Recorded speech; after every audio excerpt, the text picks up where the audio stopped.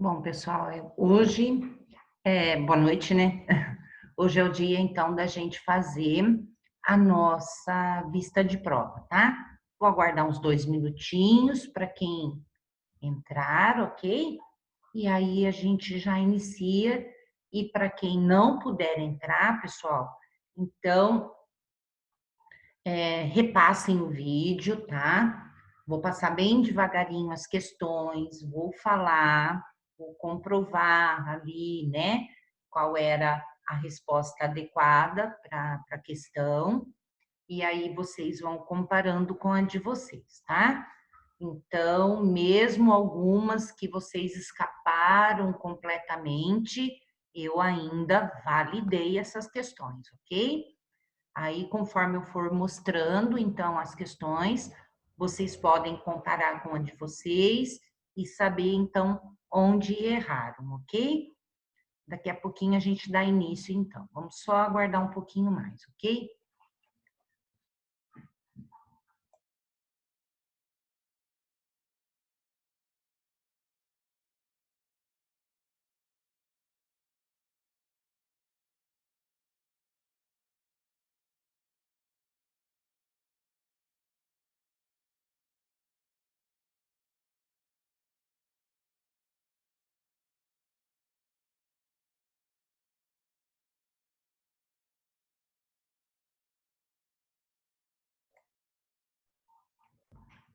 Deixei a sala aberta, assim, quem entrar já tem acesso livre, tá, pessoal?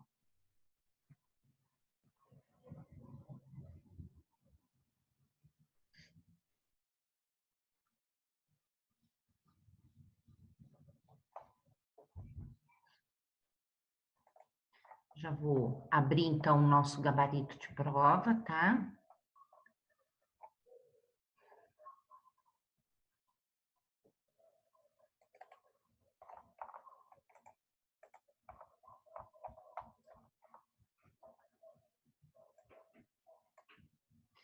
Deixa eu aumentar um pouquinho aqui, ok? Esse é a prova que eu já deixo com o gabarito pronto, tá? E que, então, aí a gente coloca é, as respostas já, tanto das questões, então, que foram como objetivas, tá? E a discursiva aqui, como não tem jeito de colocar a resposta aqui, a resposta vai dentro da questão, deixo aqui somente para depois eu colocar a nota de vocês, de cada um, né? De cada uma delas, e aí, então, somar, tá? Ao finalzinho, eu vou mostrar de um aluno, então, como é que eu fiz, tá? Vamos começar por aqui mesmo, tá, gente? Pelas então, discursivas, ok? Então, a gente colocou ali, né, toda uma introdução, que atualmente diversas instituições de ensino, tanto no Brasil quanto em outras partes do mundo, estão aderindo, então, a novos métodos de ensino-aprendizagem. Essas metodologias criam maneiras inovadoras de ensinar as crianças, né, das novas gerações. Não só crianças, mas a gente estende tudo isso quando esses métodos, essas metodologias, então, alcançam aí uma qualidade melhor, né, com que esse professor possa trabalhar a aula dele, é lógico que é estendida para todos os níveis, né? A gente não fica parado, estático, então, tá? Então, isso vai além, então, dessas crianças aí, tá? As metodologias de ensino têm um papel fundamental no processo de incremento da autonomia do aluno na aprendizagem. Então, quer dizer aqui que toda essas metodologias, né, com os seus devidos métodos, tende a levar o quê? A levar uma melhora, né, um aumento nessa autonomia que faz, então, esse aluno ser capaz até mesmo de aumentar o seu processo de ensino-aprendizagem, que ele mesmo então se capacite, né? Que não fica só aquela troca então de professor falando e aluno anotando. Então, instiga esse aluno ao processo de aprendizagem, então, também, né? Então, levando isso em conta, conceitue o que são métodos de ensino segundo o Libânio 2013, tá? Então, em uma de nossas aulas, se eu não me engano, na aula 11, depois eu já mostro aqui para vocês, eu anotei lá, então, e deixei, já deixo até mostrar que a gente já vai falando, tá?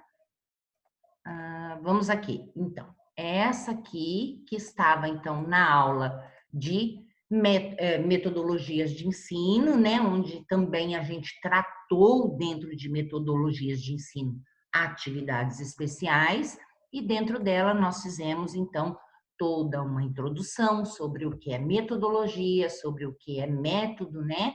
E, é claro, colocamos também o conceito do que método de ensino, então, principalmente na fala de Libânio 2013, tá? No arquivo de vocês não vai estar em vermelho, deixei em vermelho aqui para mostrar que essa resposta estava bem nítida ali, tá? E que seria fácil, então, que vocês lessem, não precisava copiar e colar, né? Ou que entendesse esse conceito da própria fala do Libânio e colocassem lá naquela resposta, tá? Então, estava bem facilzinho aqui para colocar, então, dentro daquela questão, tá? Deixa eu voltar lá, compartilhar de novo, então, aqui o nosso gabarito. Então, o método de ensino nada mais são que essas ações que o professor, então, se utiliza para quê? Para organizar as atividades de ensino desses alunos, né? Então, por que que o professor organiza, então, essas atividades, né? Ele organiza de forma para atingir, então, os objetivos que ele quer quando ele vai aplicar um conteúdo, quando ele vai, então, trabalhar um conteúdo, ok? Então, se ele está de posse de um conteúdo, né, para ser abordado na sua sala de aula, ele vai procurar os melhores métodos de ensino para que ele, então, se faça, né, entender esse conteúdo para toda a sala, né? Às vezes a gente não consegue isso e a gente tem que mudar o método, né, para que chegue a todos esses alunos que a gente tem. Mas através desses métodos é que a gente consegue, então, pelo menos adequá-los para que a gente alcance esse objetivo de aula que a gente tem, né? Então, o objetivo está ligado ao conteúdo e eu tenho que utilizar um método ao qual me faça conseguir alcançar esse objetivo que eu tenho ao ser dado um conteúdo, tá? Então, aqui nós temos aqui, os métodos de ensino são ações de professor pelas quais se organizam as atividades de ensino e também atividades dos alunos, para quê? Para atingir objetivos de trabalho docente, tá? Em relação ao conteúdo específico e que nada mais é o quê? É o caminho, então, né? Esse método de ensino nada mais é que a ferramenta, o caminho que a gente tem para atingir e cumprir o objetivo que a gente tem, tá? Bom, a segunda questão, então, gente, o plano de ensino é um plano de ação, tá? É o registro de planejamento de ações pedagógicas para o componente curricular durante o período letivo, mas que um plano ali de ensino pode se estender para outras áreas também, como foi falado em aula, tá? É um instrumento didático, pedagógico e também administrativo de elaboração e uso obrigatório, né? E a gente falou que nós temos o nosso plano de ensino, né? Onde nós abrangemos uma faixa longa de período aí de vocês, que é a cada 6 meses. Tem escolas, tem universidades, né? Tem instituições que são anuais. Então, aquele plano de ensino anual. mas que temos aí abrangendo um período de tempo e que ele é obrigatório, de elaboração obrigatória. Uma vez o planejamento vai em busca do equilíbrio entre os meios e os fins. Claro, eu tenho uma finalidade, né? E tenho os meios ao qual eu vou, então, apresentar esse planejamento, né? Entre recursos, objetivos, né? Visando o melhor funcionamento, tanto de empresas, instituições, setores de trabalho, organizações grupais e outras atividades humanas, tá? Então, aqui eu pedi para discutir o quê? Quais eram, então, ou qual é a finalidade ali de um plano de ensino, tá, gente? Plano de ensino. Plano de ensino é aquilo mais longo, não é o plano de aula, tá?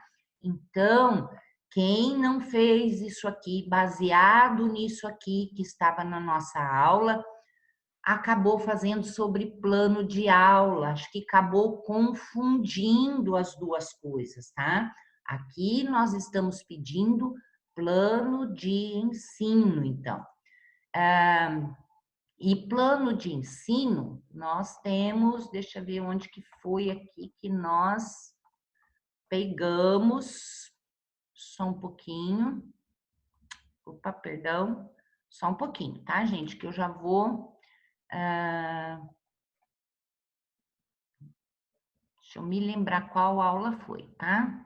Só um pouco. Deixa eu interromper aqui, buscar de novo lá, para que a gente possa acompanhar.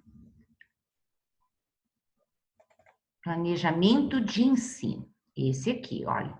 Então, estava na nossa aula de planejamento de ensino, plano institucional, objetivos, conteúdos, métodos e estratégias. Nós tivemos a nossa prova montada em 3 aulas, tá, gente?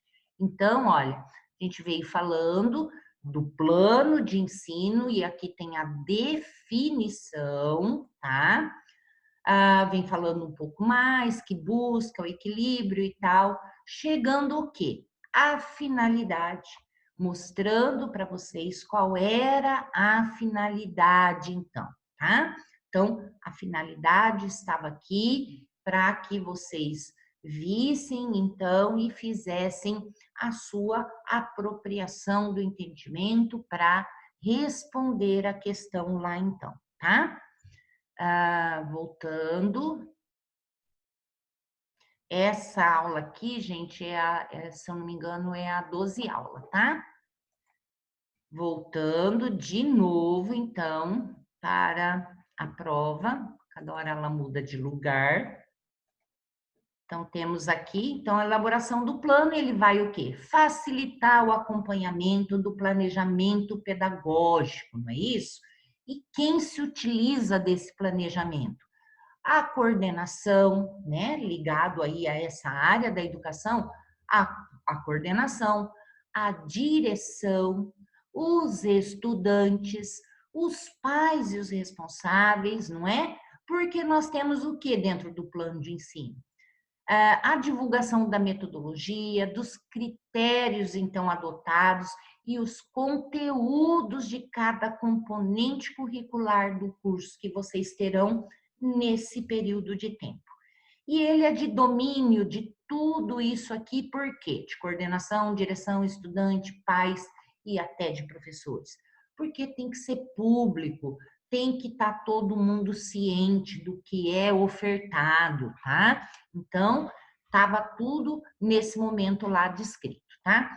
E ainda ali, quem quisesse complementar, que o plano de ensino facilita e incentiva a interdisciplinaridade no planejamento pedagógico. Isso é, disciplinas afins, né, onde um professor conhece, né, a disciplina do outro, tem condições de, sabendo dos conteúdos, interdisciplinarizar, puxar o conteúdo do outro e associar ao contexto do seu conteúdo, tá? Então, isso também, olha, onde a gente tem esses acessos aos planos de ensino, a gente pode até mesmo, né, quando ocorre essa oportunidade de fazer essa elaboração conjunta e que ela vai, então, recorrendo ao longo do tempo em conjunto, sendo mais fácil, então, fazer essa interdisciplinariedade, tá?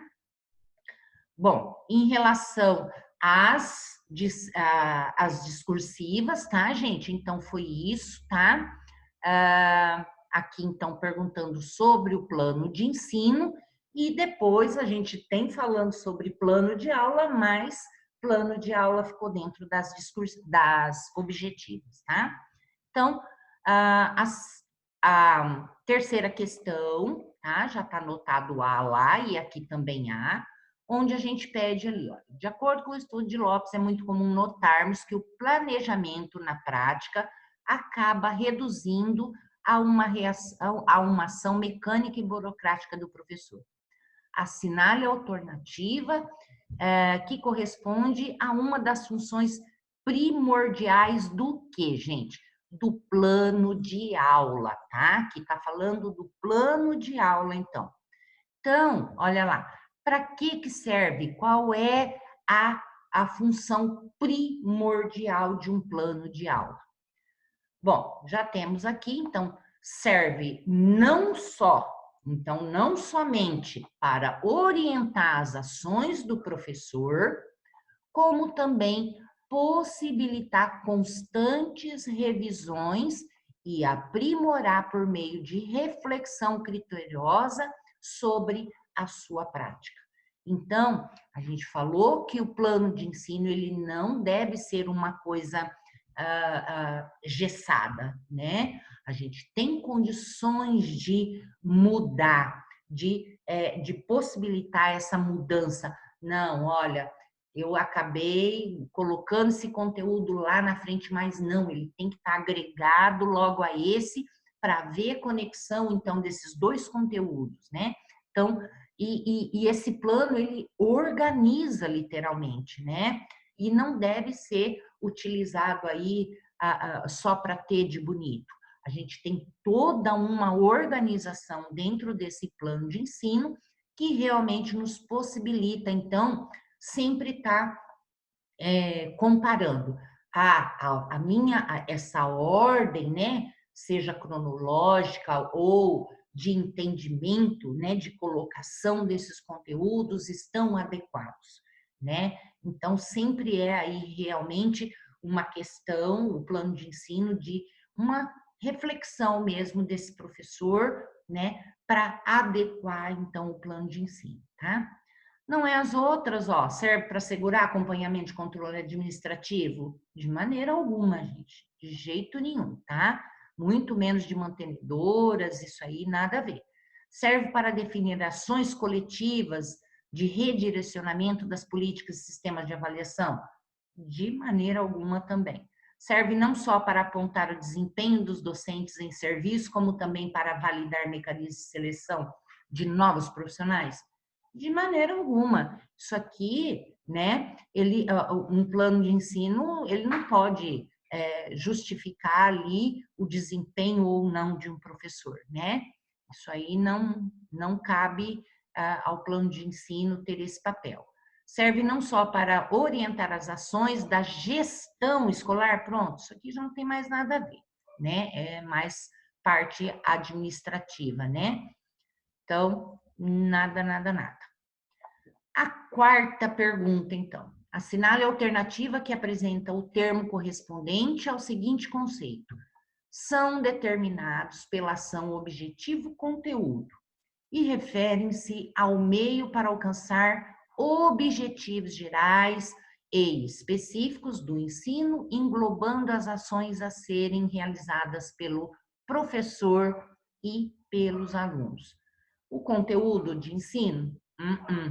Plano de aula? Não, plano de aula é outra coisa, né? Os currículos? Não. Planejamento curricular? Muito menos. Os métodos de ensino?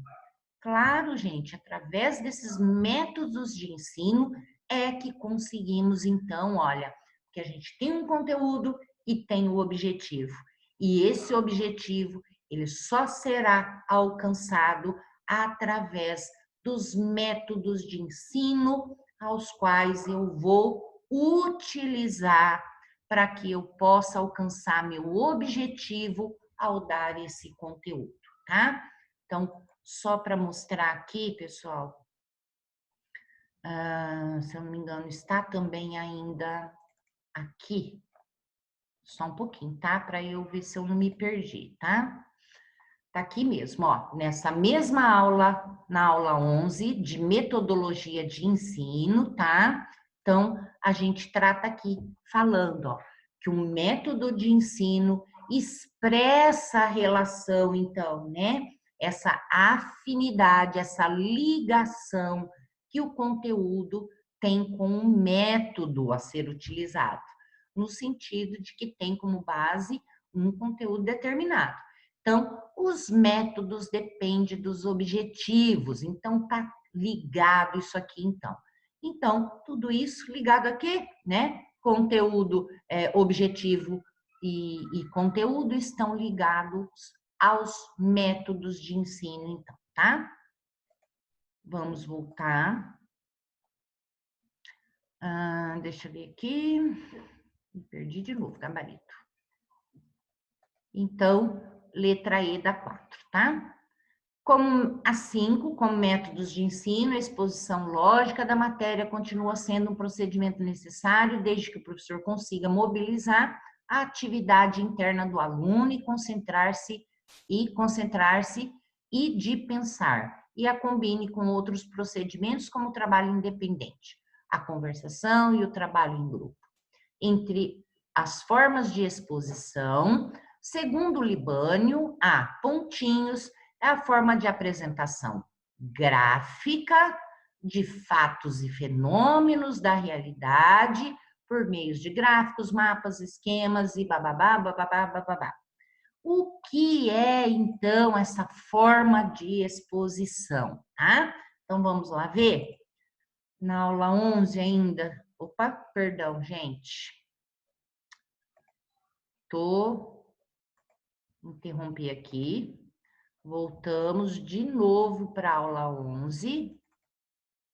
Acho que está mostrando, né? Não vou nem maximizar, porque...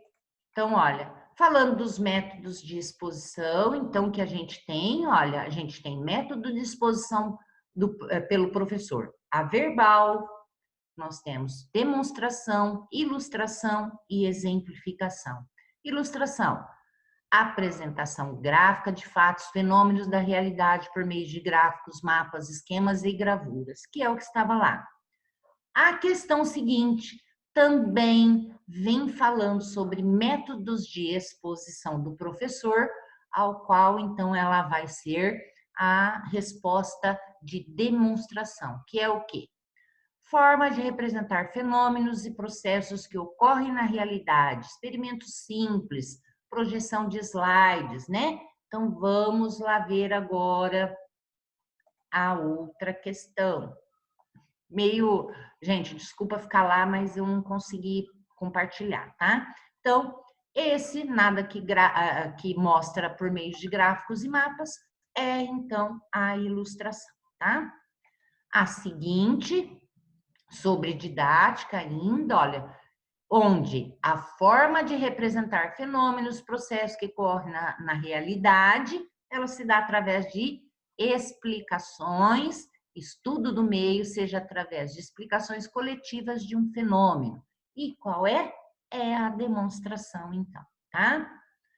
A sétima, a avaliação tem um papel importante nos procedimentos de ensino-aprendizagem, muitas vezes geram ansiedade, estresse nos estudantes e também professores, com certeza. Nessa perspectiva, podemos elaborar as avaliações de forma eficiente e adequada às necessidades do processo ensino-aprendizagem, levando em conta que assinale a opção correta. Todas as questões devem ter o mesmo formato? Não, gente. Então, a gente, no dia da aula da avaliação, a gente falou que elas devem ser diferenciadas, obedecendo ali um critério de quantas questões você vai ter, você vai organizar, né, em números de questões que elas sejam uma quantidade de nível mais leve, né, mais fácil, outras de ensino de grau médio e um menor número de questões alcançando um grau mais elevado de elaboração do aluno, tá? Então, olha lá, um bom teste deve ser complexo? De maneira alguma.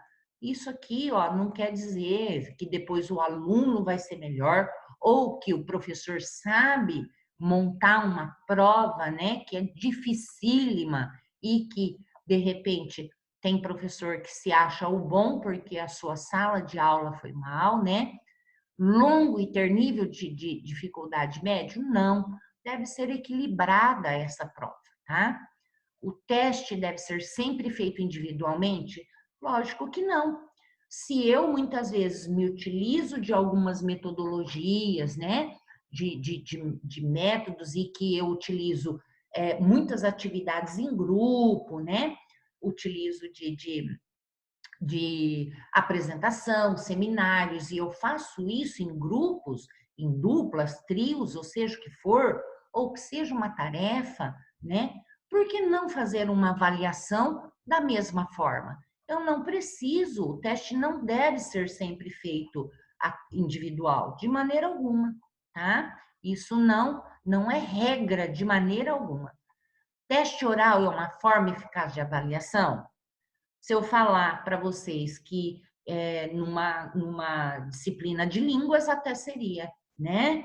Porque ela cabe dentro do processo dela até essa prova oral, porque eu preciso ver, então, qual é a pronúncia que esse aluno está fazendo dessa língua, né?